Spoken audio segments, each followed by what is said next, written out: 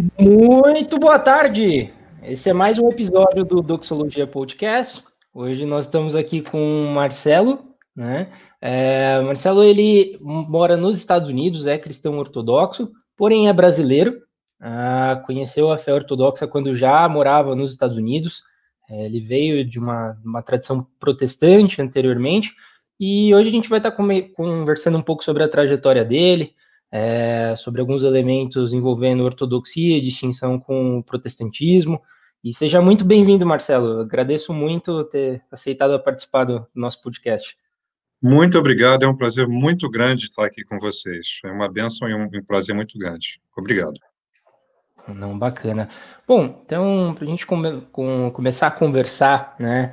Eu queria, Marcelo, que você comentasse um pouco sobre sua trajetória até a ortodoxia, né? Então, anteriormente você era protestante, estudou, né? Fez um seminário protestante nos Estados Unidos.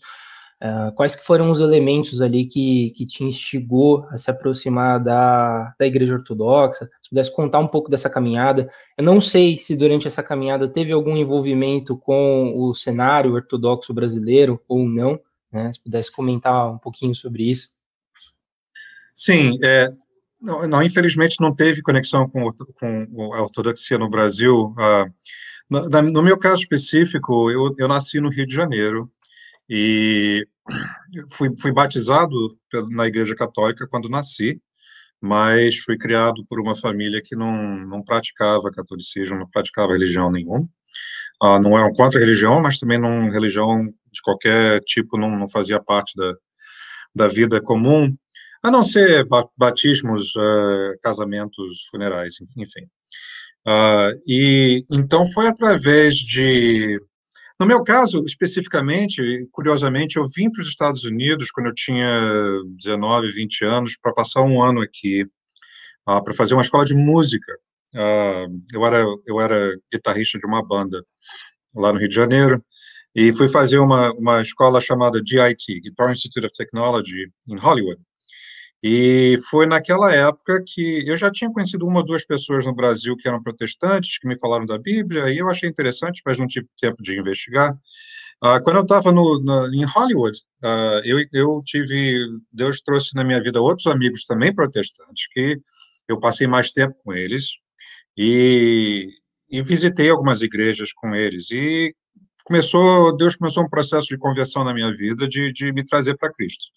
E eu comecei a ler as Escrituras e percebi logo que as Escrituras eram uma coisa assim que me atraiu demais, que eu começava a ler, não conseguia parar, que eu chegava em casa à noite, vou ler um pouquinho, uns 15 minutos, e de repente eram 3h30 da manhã, eu estava lendo ainda, porque eu estava interessadíssimo. E voltei para o Brasil, era só um ano, era uma escola de só um ano. Voltei para o Brasil e passei 3 anos no Brasil, 2, 3 anos no Brasil, num tipo de um limbo, porque eu comecei uma carreira aí no Brasil, não era em música nem nada, mas estava trabalhando, gerenciando uma empresa lá no Rio. Não tinha nenhum amigo cristão, tinha amigos católicos que não praticavam, e tentei visitar uma ou duas igrejas protestantes na minha área, e eles eram igrejas pentecostais, e realmente eu não tive nenhuma conexão com aquele tipo de tradição. E é uma história longa, mas muita oração, e eventos que aconteceram. Um amigo que voltou dos Estados Unidos também me encorajou. Eu, eventualmente, senti que Deus estava me levando de volta para estudar numa escola bíblica. Fui de volta para os Estados Unidos, 2, 3 anos depois, fiz 2 anos de uma escola bíblica protestante, e aí, então, fiz uma universidade protestante. Estudei filosofia, 4 anos, ou 2 anos de escola bíblica, e ainda 4 anos de filosofia e teologia numa universidade americana. Eu vim sozinho, só eu, né? E depois, quando terminei a universidade, eu entrei um dos melhores seminários protestantes, ao meu ver, of course, claro, aqui nos Estados Unidos, que é o Westminster Seminary. Tem o Westminster em Filadélfia, tem o Westminster em Califórnia, eu fiz o Westminster da Califórnia. É um seminário reformado e presbiteriano, ou seja, é um seminário que o seminário mesmo é confessional, para usar um termo protestante clássico, né? Ou seja, na parte, o seminário é tanto presbiteriano quanto reformado. Por ser presbiteriano, o seminário aderia às confissões de Westminster e os catequismos de Westminster, e por ser reformado, aderia às confissões da minha igreja, que era uma igreja reformada a holandesa. Então, as confissões que usávamos eram me perdoa, estou tentando lembrar como se fala em português. O catequismo de Heidelberg e The Three Forms of Unity. Eu não sei, eu tenho que ver como fala em português. Mas, enfim, era uma igreja e um seminário confessional, usando o catequismo de Westminster e a confissão de catequismo de Heidelberg e a confissão belga também. Então, fiz o seminário Westminster e terminei o seminário e fui ordenado como o que eles chamam de ministro da Palavra e Sacramento, Minister of Word and Sacrament, numa igreja grande, prestigiosa, em Anaheim, Califórnia. E havia um senior pastor, um pastor que já era um senhor da igreja, e que tinha, até hoje, eu acredito que ele tem ainda um programa de rádio, e eu era o outro pastor. E pastorei lá, era uma igreja como se diz, protestante, mas, assim, uma protestante bem clássica, bem confessional, histórica, ou seja, quando nós tínhamos os nossos serviços, né, eu estava usando um robe, não sei como fala em português, mas como se, imagina... uma high church, assim, fazendo... Era uma high church, e pastorei lá por 4, 5 anos, mas nesse meio tempo, logo depois que eu me formei e fui ordenado, eu fui aceito num programa de PhD, doutorado, também no sul da Califórnia, chamado Claremont Graduate University, e então fiz os 4 anos, e o programa são 4 anos de estudo PhD, e aí você tem que passar os exames e fazer a sua dissertação, que é mais ou menos um livro, né, para receber o seu doutorado. Quando eu estava fazendo as minhas classes, eu já estava preparando para a minha dissertação, e eu me concentrei nos pais da igreja, do segundo, terceiro, quarto, quinto séculos. E eu já tinha tido alguma exposição, principalmente dos mais ocidentais, Agostinho e tudo mais, mas eu estava me concentrando principalmente nos, como falo em português, me perdoa, os Cappadocians. Os Capadócios, Capadócios, então. E então, quando eu entrei nesse mundo, quando você faz um programa desse, é bem intenso. E eu estava pastorando, mas eu entrei realmente num estudo bem intenso dos pais, e em grego e tudo mais. E comecei a ter uma conversão, a princípio, intelectual. Eu acordei um dia, como se fosse, e falei para mim mesmo, eu não estou mais em Genebra.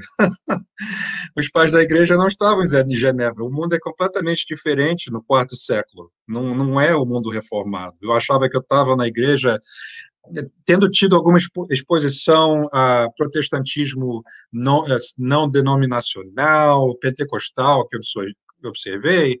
Quando eu estava na igreja protestante que eu me tornei pastor, o sentimento é assim, bom, Deus me deu a oportunidade de estar no cristianismo histórico.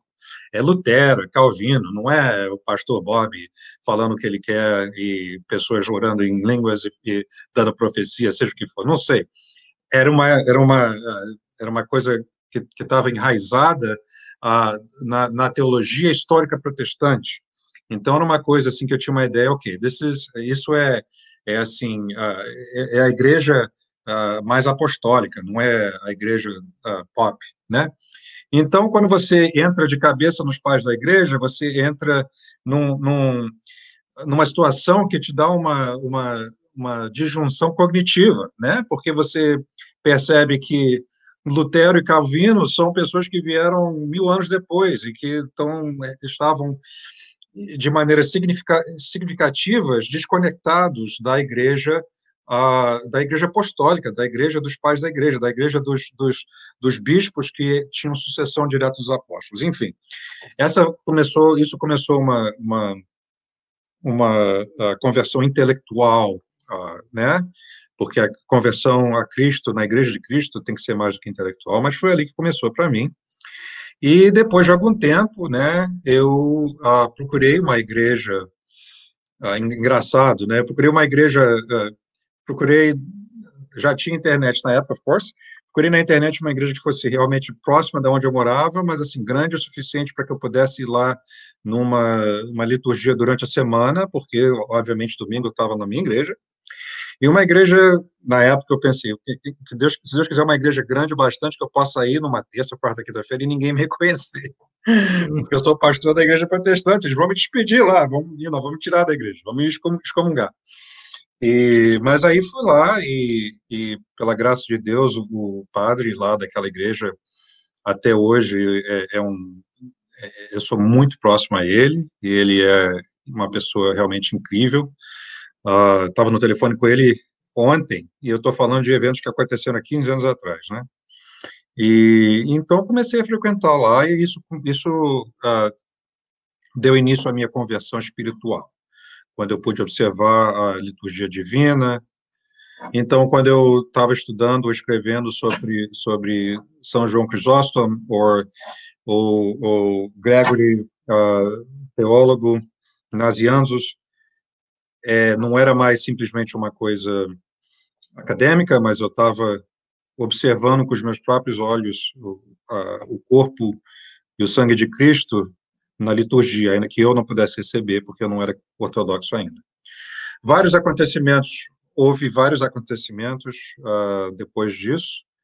Eu tive que mudar para o norte da Califórnia, por eventos fora do meu controle, tive que parar não pude terminar o meu PhD por coisa de família, eu passei por um divórcio que não foi a minha ideia, né? A minha ex-esposa por um divórcio e quis casar novamente com outra pessoa, então eu mudei para o norte da Califórnia, parei o meu PhD, quando eu já estava começando a minha dissertação, mudei para o norte da Califórnia para estar perto dos meus filhos, que eram pequenos na época, e quando eu já estava no norte da Califórnia, eu não era mais pastor, porque eu tive que estar trabalhando lá para estar perto dos meus filhos. Isso tudo tinha acontecido no sul da Califórnia. Então, já que eu não tinha mais o comprometimento, eu não sofri nenhuma disciplina da minha igreja protestante, mas eu tive que deixar o meu posto para me mudar. Então, não foi por nenhuma questão eclesiástica, mas eu parei de pastorear por causa de questões logísticas. Ainda que, na época, eu já tinha a intenção de um dia entrar para a ortodoxia. Mas quando eu me mudei para São Francisco, e foi uma época de muita dificuldade e tal, mas eu tive a oportunidade de ser crismado, isso foi há 10 anos. Um santo que teve uma influência na minha conversão, naquele processo de conversão, o São João Maximovich. E quando eu mudei para São Francisco, estava ele lá. Você pode ir lá na igreja. Você pode ir lá na igreja, tá os relics, como fala relics? As relíquias, As relíquias. Tá na catedral ali de São Francisco, né? A 15 minutos da onde eu morava, né? E porque ele tinha tido um papel importante na minha conversão, isso é outra história, e agora eu estava a 15 minutos dele, eu podia estar, como eu estive sempre lá com ele, orando e pedindo as orações dele, e quando eu tive a oportunidade de ser crismado, eu pedi ao meu padre se eu poderia escolhê-lo como meu santo, padroeiro. Então, eu fui crismado como João, né, meu nome é Marcelo, mas na igreja me chamam de João, e foi assim a minha conversão. Longa resposta, mas eu estou tentando te dar uma sinopse de vários anos. Não, ótimo, ótimo. Bom, então eu vou tomar a liberdade de chamar de João, então. Não, Marcelo João, não tem Marcelo, problema. João, não é? Não tem problema. Então tá bom. E assim, Marcelo, você chegou a comentar sobre esse período de contato durante o PhD com os padres capadócios, né? Teve alguns temas, algo em específico que mais te causou essa... Você falou como se fosse uma dissonância, né? Um sentimento de dissociação, assim. Teve algum elemento, não sei se foi mais teológico no sentido de triadologia, se foi algo relacionado à liturgia, a um sentido prático, algo que mais, assim, te fez entrar em contato com a Igreja Ortodoxa de uma forma presencial, que você se recorde também? Sim, e, Gabriel, essa é uma pergunta excelente, e me dá gosto de responder, porque para mim foram duas coisas diferentes. Eu ia fazer a minha dissertação, e hoje já tem algumas que já surgiram, e outras pessoas já escreveram sobre isso, mas a minha dissertação, de um modo mais geral, ia ser uma comparação entre Gregory Palamas, que é mais tarde, já é 800 anos depois dos Século Capadócios. XIV. Isso. E, bom, 13, 14, então já é quase 1000 anos depois dos Capadócios. E a minha dissertação ia ser uma comparação entre alguns aspectos do Palamas em comparação com alguns aspectos de Tomás de Aquino. E juntar esses dois em conversação com um teólogo moderno da Igreja Católica chamado Karl Rahner. Então, a minha dissertação ia tocar muito no sentido de como nós nos relacionamos, nos aproximamos com Deus e como se Ele relaciona conosco, usando o conceito da diferença, da distinção entre essência e energias, e como Tomás de Aquino tinha um modelo diferente, e como Karl Rahner, como enquanto teólogo católico, fez várias críticas ao approach católico, que não tinha o embasamento, porque rejeita a distinção entre energias e essência, né? Isso era o meu trabalho acadêmico, isso era o meu plano, foi aprovado, inclusive, antes de eu poder terminar, era a minha dissertação. Mas é uma grande pergunta, porque, curiosamente, o que me fez sentir, até mesmo antes de definir esses parâmetros para a minha dissertação, o que me deu esse sentido, como você perguntou, de que eu estava num mundo diferente quando eu estava imergido, que fala, quando eu estava dentro do mundo dos pais da igreja, não só os capadócios, antes também. Não foi, obviamente, os capadócios não tinham uma teologia tão explícita, definida sobre coisas como a distinção desse. Está implícito, né? Mas não tiveram, não escreveram como Palamas escreveu muitos anos depois.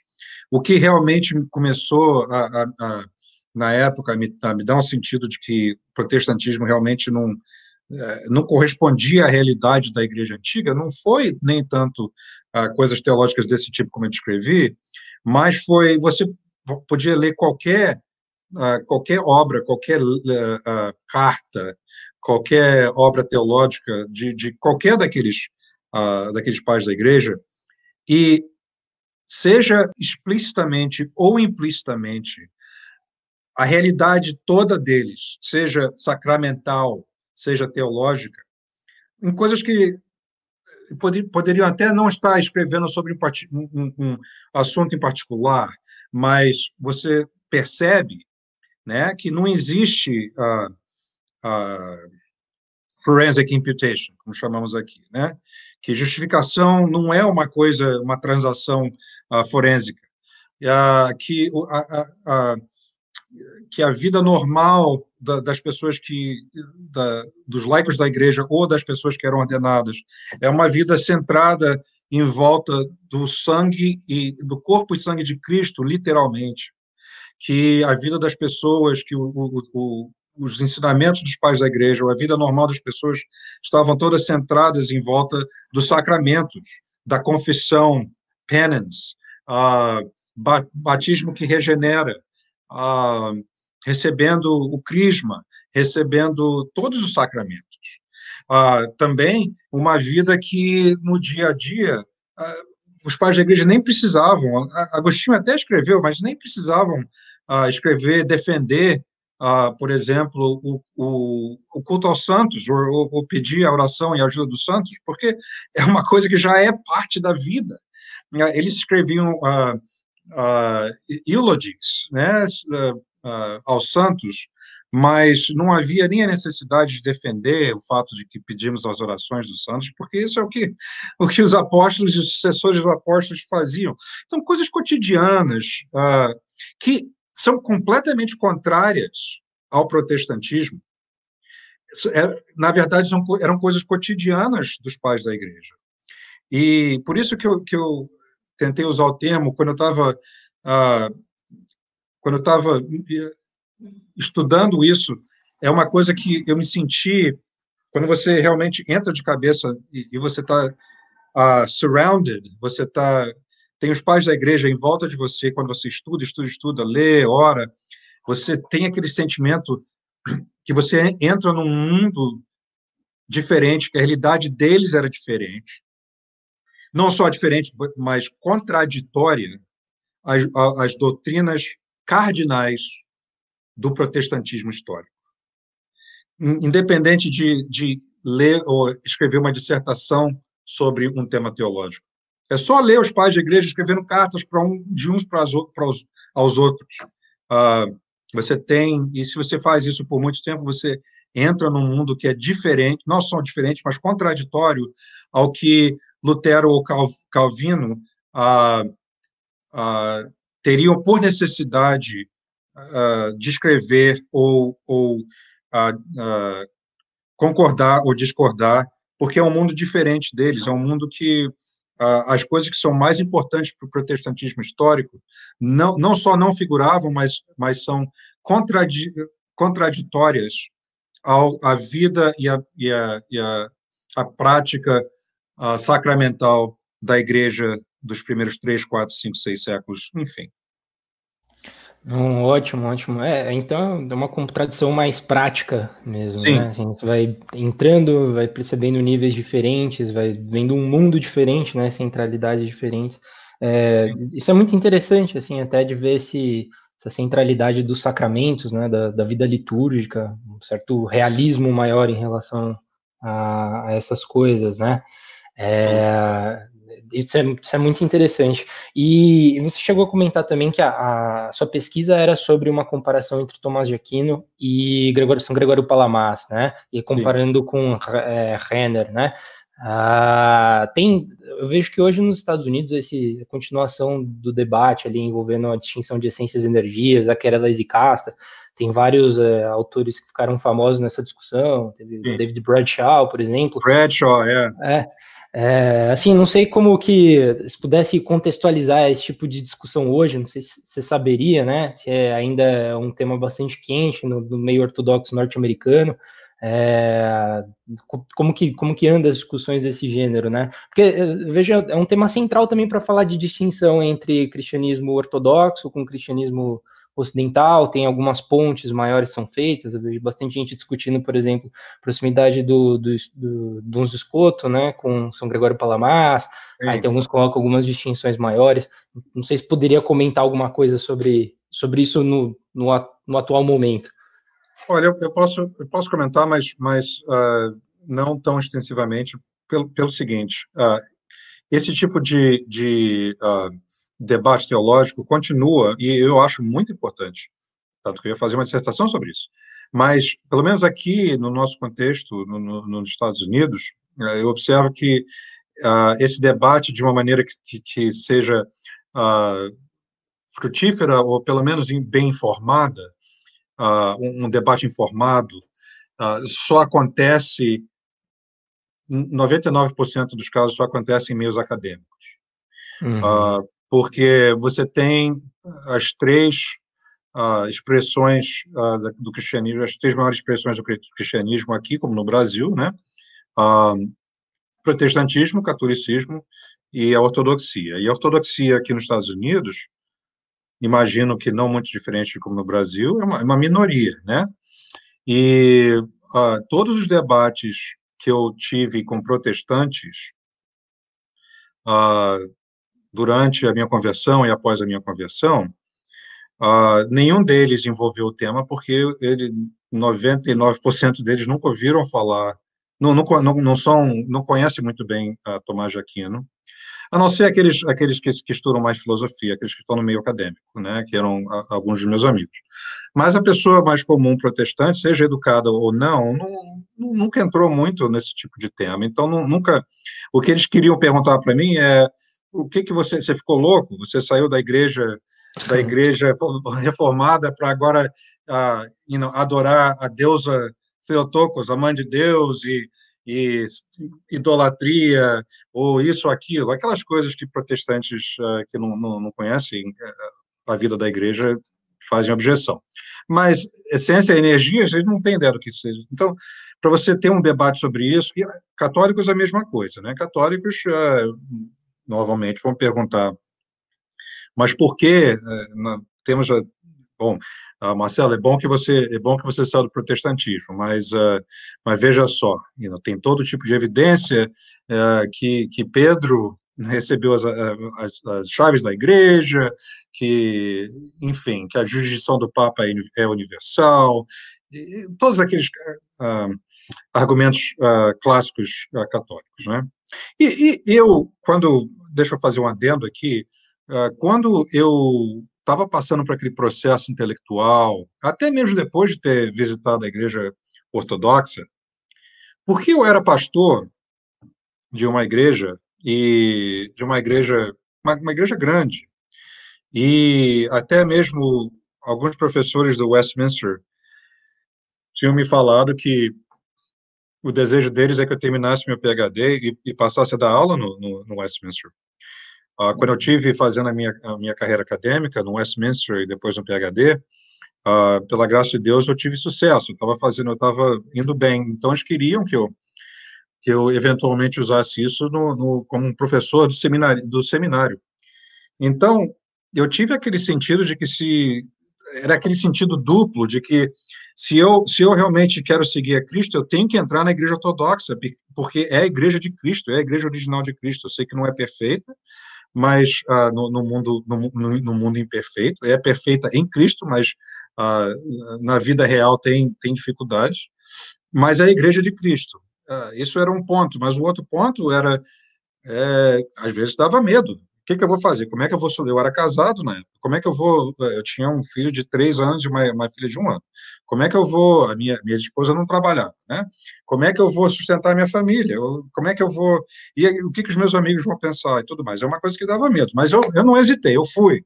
Mas na época que eu estava fazendo esse discernimento, eu visitei algumas igrejas católicas. Eu falei, poxa, eu fui batizado na igreja católica, eu tenho que ter certeza que Deus não está me chamando para a igreja católica. Eu sei que Deus está me chamando para a igreja apostólica, mas deixa eu visitar a igreja católica e estudar um pouco mais o catolicismo. E eu fiz isso, e não tive nenhuma dúvida que Deus estava me chamando para a ortodoxia. Mas, enfim, para voltar à sua pergunta, com católicos também, só no meio mais acadêmico, esse tipo de discussão entre, deixa eu pensar aqui como fala em português, em inglês nós chamamos absolute divine simplicity. Simplicidade divina, aqui a gente fala só como simplicidade divina mesmo, acho. Sim, mas há uma distinção, né? Há uma distinção entre simplicidade divina, porque simplicidade divina não tem uma doutrina composição, cristã, né? mas simplicidade divina absoluta é uma coisa diferente. É atomista, no caso, assim. Isso, exatamente. Então, pode falar. Não, assim, não sei, não me lembro aqui de ninguém usar o termo absoluto, acho que mais pensa assim, a simplicidade divina, de acordo com uma compreensão tomista, assim, pensando nos termos ali mais aristotélicos, de como puro ato, né? Mas ainda é compreensível, assim, até para os ouvintes entender a noção de simplicidade divina, não, por exemplo, só aquela que está nos pais da igreja, né? Que é uma ausência de composição, né? Igual acontece com a matéria, mas é a propriamente tomista, seria isso que você... Tomista, exatamente. Aqui em conversações mais acadêmicas, ou até em publicações acadêmicas, as pessoas normalmente vão usar como só as letras para simplificar, e vão usar as letras ADS, Absolute Divine Simplicity, para fazer referência especificamente a uma simplicidade divina tomista, né?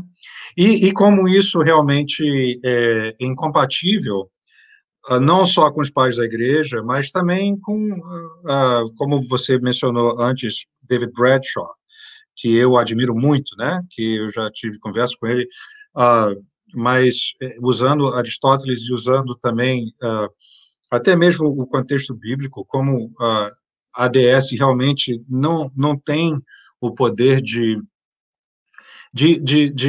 realmente embasar o que Deus nos revelou através das Escrituras, e através dos sacramentos, e através de todos os ensinamentos dos pais da Igreja.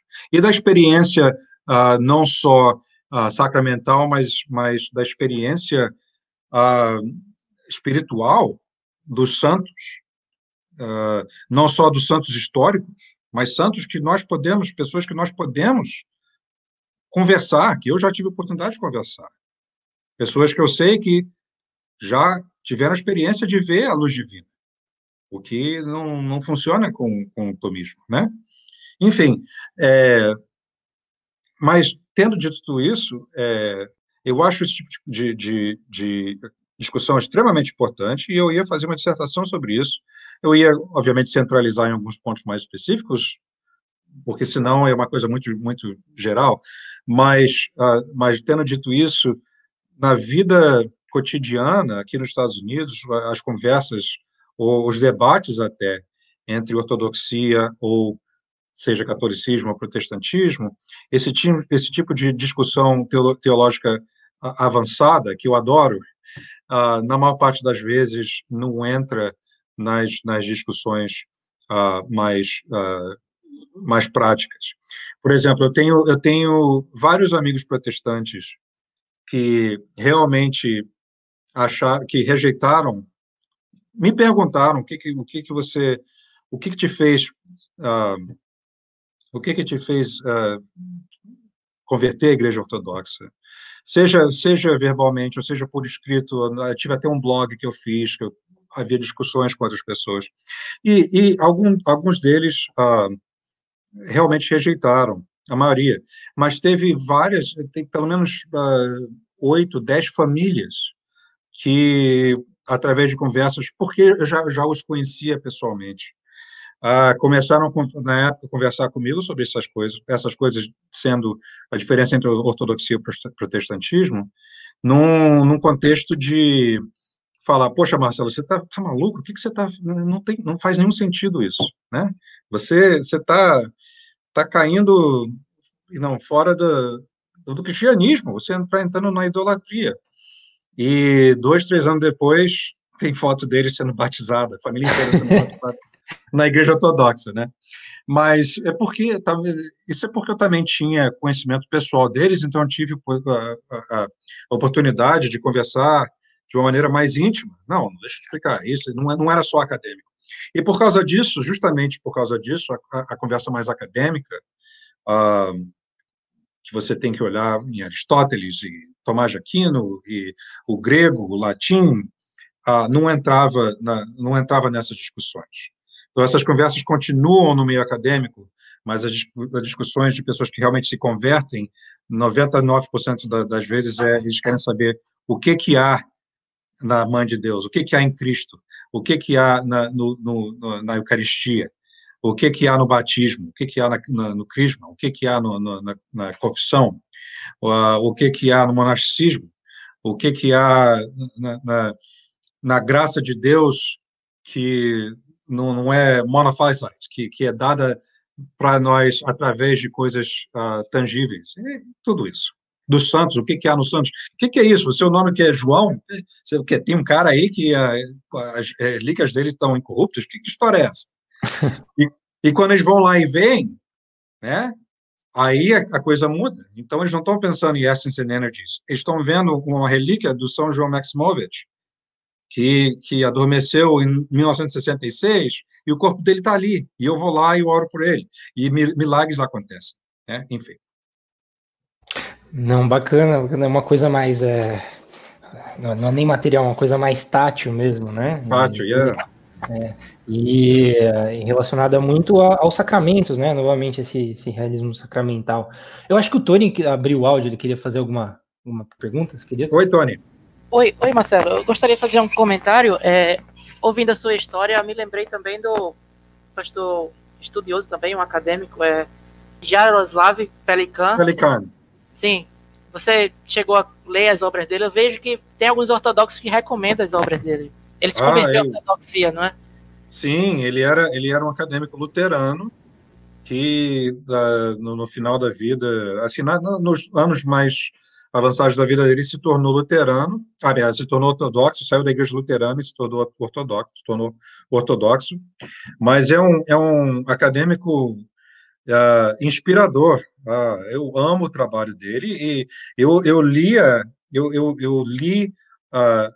eu sempre adorei a história da igreja, mas eu li Pelikan quando eu estava no Westminster, ou seja, protestantes usam o trabalho dele, né? E bem como aqui no seminário ortodoxo, quando você tem uma aula de, eu não estou tendo, mas amigos meus estão tendo aula de história da igreja, eles usam alguns livros que são os mesmos livros, não sempre. Pelikan é um deles, mas há até outros livros que eu usei como estudante no Westminster Seminary, que são introduções, né? Henry Chadwick, a história da igreja, Henry Chadwick, J.N.D. Kelly, a história das doutrinas cristãs.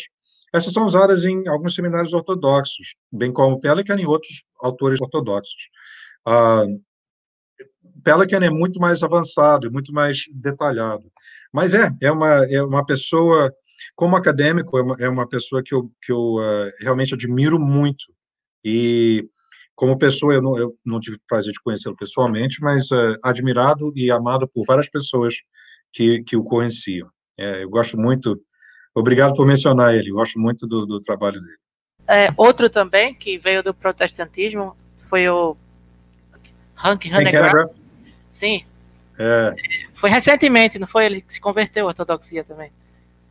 Foi, recentemente. E curiosamente, eu tive muito contato, eu trabalhei com ministérios ligados ao ministério original da onde ele trabalhava. O Hank Hanegraaff era um protestante que trabalhava num ministério de apologética. Vou falar um pouquinho da minha vida então, com relação a isso. Trabalhava no ministério de apologética chamado CRI, Centro de não centro, Christian Religious Research Institute, Instituto de Pesquisa Cristãs. E havia o que se chamava o Bible Answer Man, que era o Dr. Walter Martin, e eu tenho amigos pessoais do CRI original, incluindo um pastor brasileiro que fazia o equivalente do trabalho do Walter Martin, foi mandado pelo Walter Martin para fazer o trabalho de apologética aí no Brasil, em São Paulo. Eu estou dando um branco agora, esqueci o nome dele. Enfim, então eu trabalhei com pessoas ligadas ao CRI. Depois, eu nunca conheci o Dr. Walter Martin. Foi depois do Walter Martin, e quando o Walter Martin faleceu, Hank Hanegraaff se tornou o Bible Answer Man.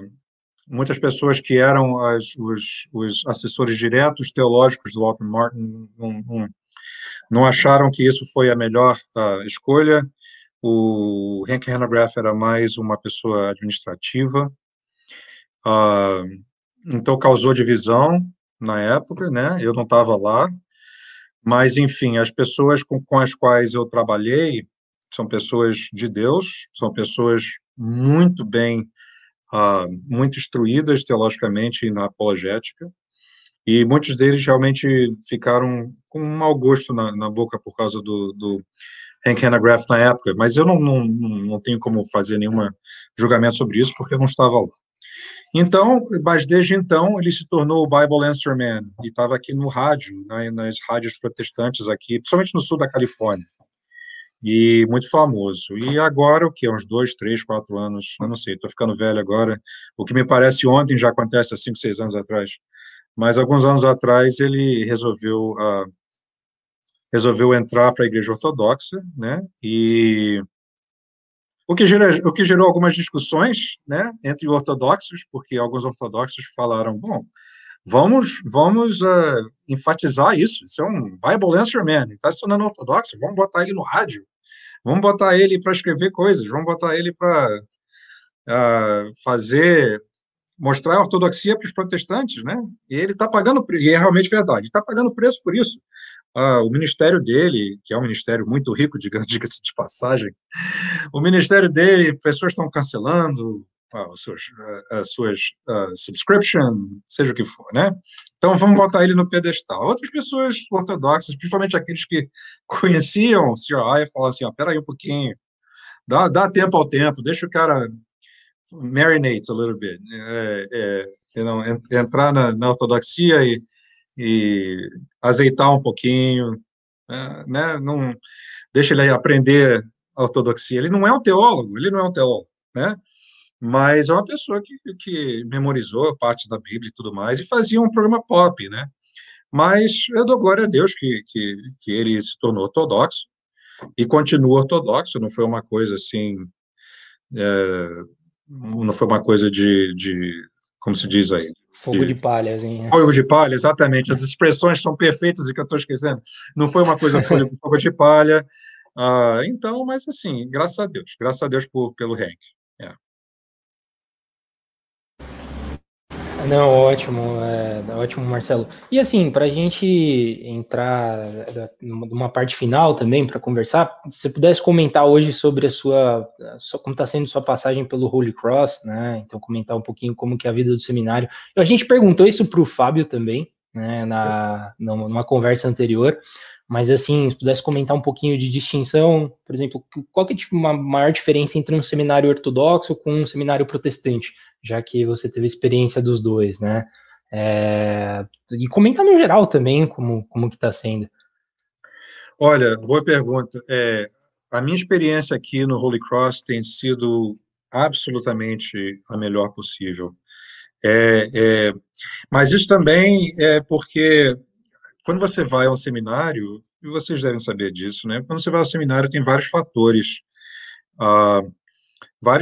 que influenciam a sua experiência no seminário, que tem a ver com o seminário, mas fatores que têm a ver com a própria pessoa, né? No meu caso, eu fui crismado exatamente há 10 anos, né? E foi Páscoa de 2010.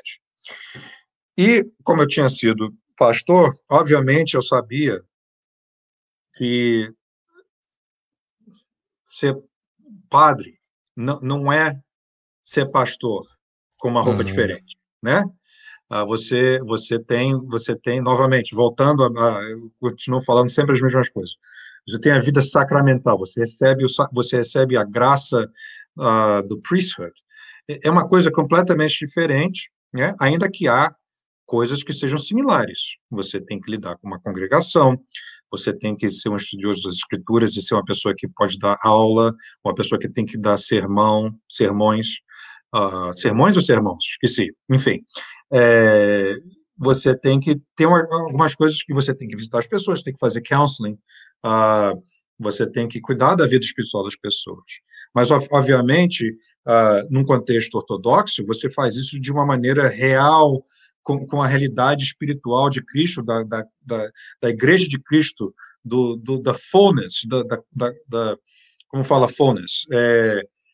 Da completude. Assim. Da completude da graça e da Igreja de Cristo. Então, é uma coisa diferente, em outro nível. Mas, como eu tinha sido pastor, e como eu tinha sido pastor, não por acaso, mas eu tive que eu vi nos meus...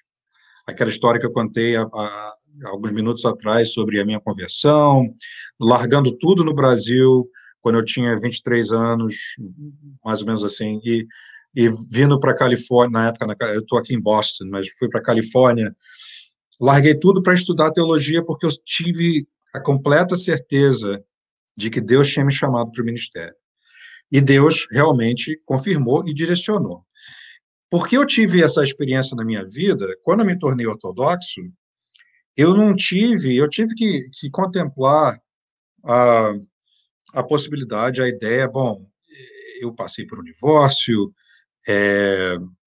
e a minha ex-mulher casou de novo, e o que eu vou fazer agora? Eu sou pastor, eu me tornei ortodoxo, talvez eu tenha que investir numa carreira para poder começar a vida novamente, né? E eu tive a completa certeza que não há, do mesmo jeito que quando eu larguei tudo no Brasil, quando eu tinha 23 anos, quando eu tinha quase 40 anos, eu tinha a certeza de que não há nada que eu queria na minha vida diferente de servir a Deus no ministério.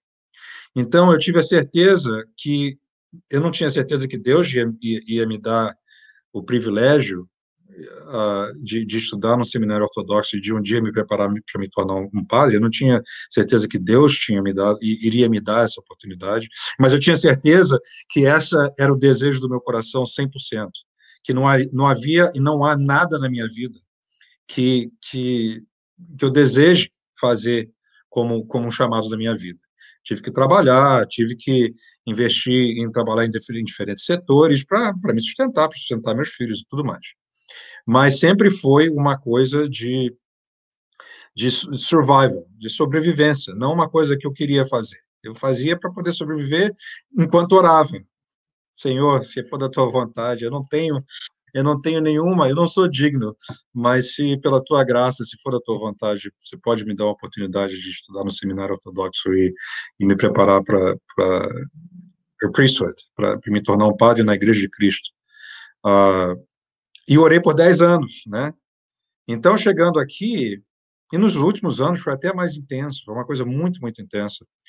E chegando aqui, muita coisa, como se fala no Brasil, muita água rolou debaixo da ponte, né? E chegando aqui, assim, o tempo aqui é um tempo de preparação, é um tempo de estudo, como foi no meu seminário, nesse sentido muito geral, como foi no meu seminário protestante, mas é uma coisa que, quando eu fui no seminário protestante, eu queria ir, e Deus abriu a porta.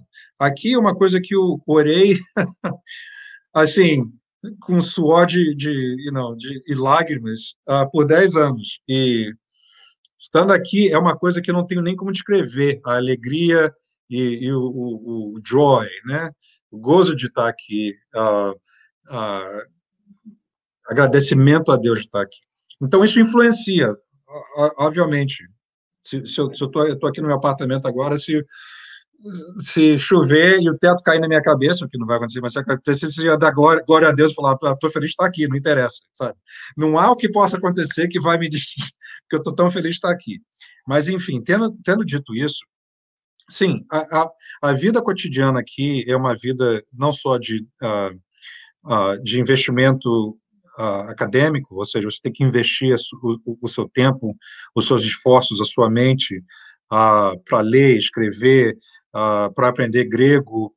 Bom, eu já sabia grego do Novo Testamento, mas eu tenho que ficar proficiente em grego medieval, eu tenho que ficar mais proficiente em grego moderno, e estudar.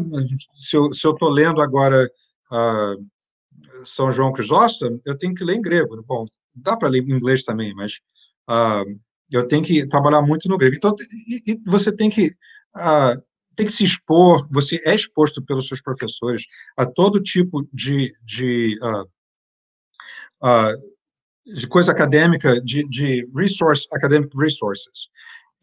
Então, é uma coisa puxada. O seminário, pelo que eu entendo, nos anos antes de eu vir para cá, tive algumas dificuldades financeiras, e agora está tendo um processo de reestruturação. Então, a vida acadêmica aqui tem sido bem puxada.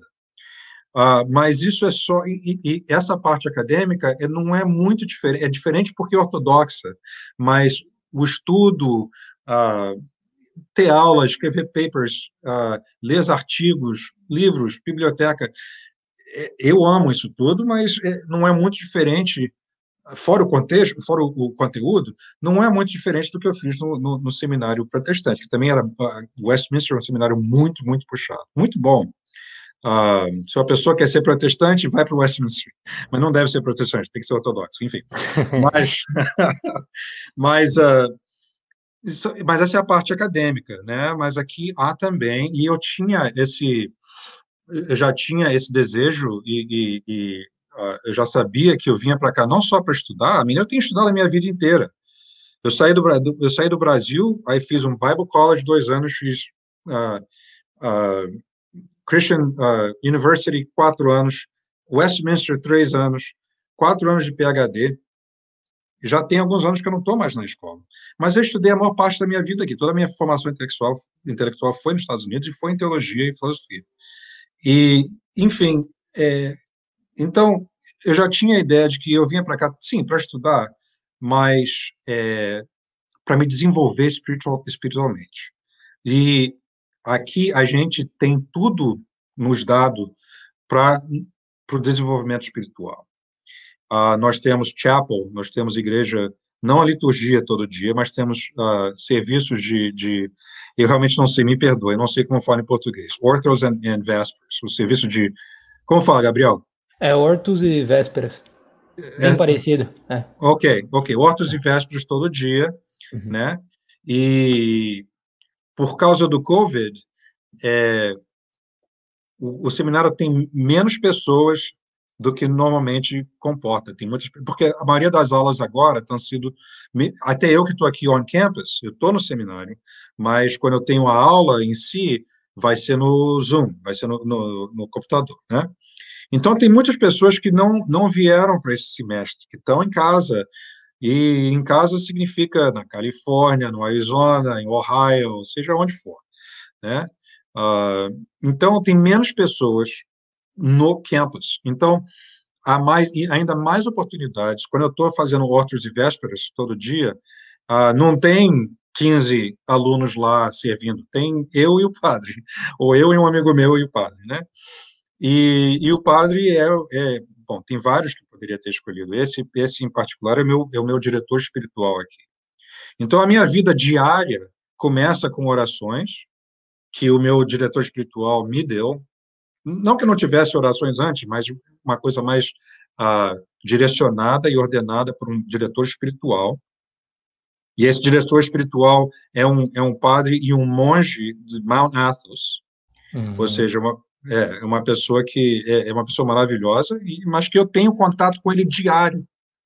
Eu posso sentar com ele a qualquer hora e perguntar qualquer coisa, ou pedir uma orientação espiritual, e eu estou recebendo isso não só de um professor, que é uma coisa boa, mas de uma pessoa que foi um monge em Mount Athos por, não sei, 15 anos, né? E agora está aqui. Você quer falar, Gabriel? Vai lá. Não, pode continuar, Marcelo. Então, esse tipo de bênção, de poder ter esse desenvolvimento espiritual, vem junto com o processo acadêmico, né? Então, eu estou aqui só 1h da tarde, eu comecei a conversar com vocês um pouco depois do meio-dia, eu tinha chegado da igreja, a igreja estava... Hoje é o dia que tem mais gente aqui, né? Então, estavam no altar, estava eu e... E outra coisa que eu ia mencionar são as amizades, né? As amizades que a gente faz aqui é uma coisa que é uma bênção, é uma irmandade mesmo. Mas então, estava eu, 3, 4 amigos servindo no altar com 2 padres, um sendo meu diretor espiritual, que é o chaplain, que é o monge. E é assim, como que eu posso descrever a alegria, né? De poder estar do lado do altar de Cristo, né? Recebendo sacramentos, ajudando os padres a serem instrumentos para dar o sacramento para as pessoas, né? Nós estamos usando nossos underees, né? Nossas vestimentas, e chanting, né? Isso é chanting Eu tenho uma classe que é de chanting, eu tenho que ler as notações bizantinas, né, e cantar um estilo bizantino com as notações bizantinas em grego. Mas isso é uma classe. Mas a gente vai para outras vésperas ou para a liturgia, a gente está praticando na vida real aquilo para qual a classe funciona. Então, uma coisa assim. Então, quando eu chego em casa eu digo, eu moro no campus, no seminário. Então, é um prédio, 5 minutos a caminhada da igreja. E eu tenho um apartamento, tenho um prédio, tem vários apartamentos, eu moro num apartamento com um roommate, que é muito amigo meu. E hoje aqui eu estou conversando com vocês, tem outro amigo meu de outro prédio que veio para cá, trouxe o livro dele de Biblical Greek, e a gente está estudando junto, né? Vamos comer comer umas cheese, né, queijo e uns salgados e tudo mais, e passar a tarde estudando e conversando, sabe? Enfim, é uma coisa. Me perdoa por estar falando on and on and on, mas é uma coisa eu dou muito graças a Deus. É um lugar. E fora a beleza do lugar, né? Como fala? O weather. O clima. Sim. O clima aqui, eu sou da Califórnia, né? Eles sempre estão. Bem quente, Eles estão sempre me zoando, né? Porque o California Boy, tudo lá é sol, quentinho. Aqui um dia está nevando, 2 dias depois está tendo sol. Massachusetts é crazy, né? E nós tivemos uma neve aqui de 6 inches semana passada.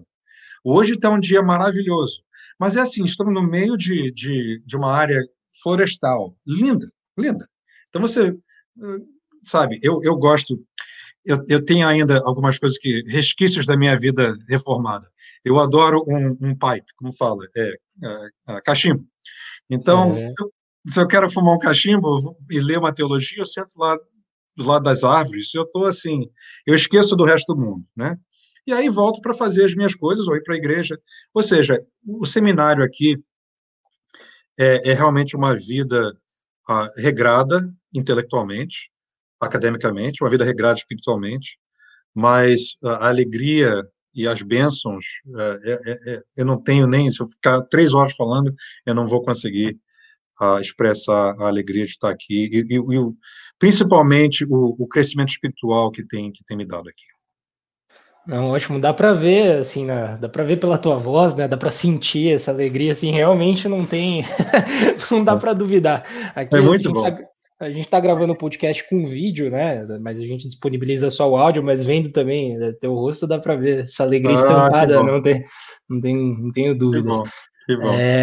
Bom, então assim, a gente está chegando próximo de 1 hora já, deu para a gente conversar de bastante tema, foi muito, assim, gostei muito da conversa, Marcelo. Eu não sei se queria fazer algum fechamento, de repente deixar algum recado para a gente fechar esse episódio.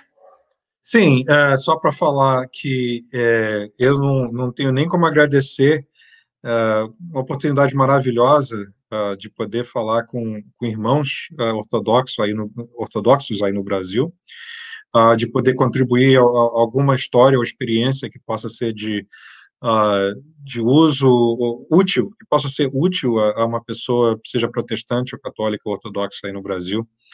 Eu oro a Deus que um dia no futuro não muito distante, que eu possa, já tem vários anos que eu não visito o Brasil, a minha família, eu já não tenho mais família no Brasil, porque minha família faleceu por circunstâncias diferentes. Eu tenho primos e primas e tudo mais, mas já tem alguns anos que eu não visito o Brasil. Eu amo o Brasil, eu amo o Rio de Janeiro. Me disseram que o Rio de Janeiro agora está meio difícil, mas eu nunca vou deixar de amar o Rio de Janeiro. E eu não tive ainda a oportunidade de experienciar a ortodoxia no Brasil. Então, eu tenho eu oro a Deus que eu possa visitar num futuro mais próximo, e se Deus um dia me der a bênção de poder ser ordenado padre, que eu possa visitar o Brasil como padre e poder também ministrar de alguma maneira aí no Brasil. E, enfim, é um prazer, é uma honra ter sido convidado por vocês para para conversar um pouquinho nesse podcast. Eu fico muito honrado e muito agradecido. E vou continuar orando que eu possa visitar o Brasil e convidar vocês para vir aqui também visitar. E para os católicos e protestantes, saibam que a Igreja de Cristo, Deus abençoa vocês onde vocês estão, mas, believe me, a Igreja de Cristo na ortodoxia é uma completude que não sem comparação. Não, a gente que agradece muito, Marcelo, foi muito boa a conversa, né? Bom, também a gente fica em oração aqui pelo teu seminário, né, tu estadia aí, e no futuro próximo dá pra gente concelebrar aqui no Brasil, todo mundo junto, ou aí também, Holy Cross nos Estados Unidos. Sim. E, bom, então vou estar encerrando esse programa, né? Eu agradeço a atenção de todos, né? Então, agora aqui a gente está gravando à tarde. Bom fim de semana para todos e até logo, até o próximo episódio.